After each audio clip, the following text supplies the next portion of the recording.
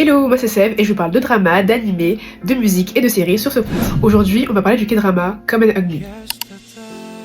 Dans ce drama, on suit deux personnes, Jae et Dojin. Quand Jae était plus jeune, le père de Dojin, qui est un psychopathe, un malade mental, a tué les parents de Jae. Faut savoir qu'ils étaient dans le même lycée quand ils étaient plus jeunes et ils avaient commencé à avoir des petits sentiments l'un pour l'autre. Sauf que justement, le fait que le père de Dojin tue les parents de Jae, ça a ruiné leur truc. Sachant qu'en plus, il les a tués devant eux. Genre Dojin et Jae étaient là et le psychopathe de père de Dojin a fini par tuer les parents de Jae. Donc ça a créé un drame. Ils vont donc se retrouver plusieurs années plus tard. Dojin est devenu policier parce que le fait que son père soit un criminel, ça l'a vraiment pris. Il s'est dit qu'il fallait qu'il devienne un policier pour peut-être expier les fautes de son père.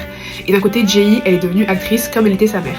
Ils vont donc se revoir 10-12 ans plus tard et bien évidemment la romance va renaître, sauf que leur passé commun va faire en sorte que ce soit compliqué pour eux de se remettre ensemble parce que, je sais pas, genre ils vont toujours se rappeler l'un et l'autre, lui du fait que son père a tué ses parents et elle du fait que son père aussi a tué ses parents. Enfin, vous voyez, c'est très très compliqué pour eux. Donc on va les suivre petit à petit dans leur vie, d'essayer de se reconstruire.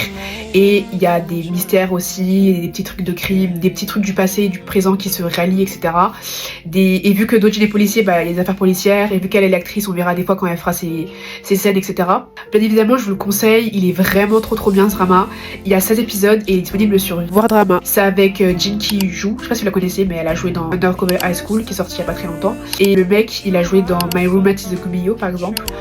Et franchement, ce drama-là, donnez-lui une chance, il est vraiment trop bien. Côté passé, présent, le fait que tous les deux, ils aient du mal à se mettre ensemble parce que bien évidemment, le drame qui les relie est beaucoup trop grand. Voir comment ils vont réussir à passer au-delà de tout ça, c'est trop stylé. Et n'oubliez pas de vous abonner, de liker, de partager et de commenter, ça donne toujours de la force.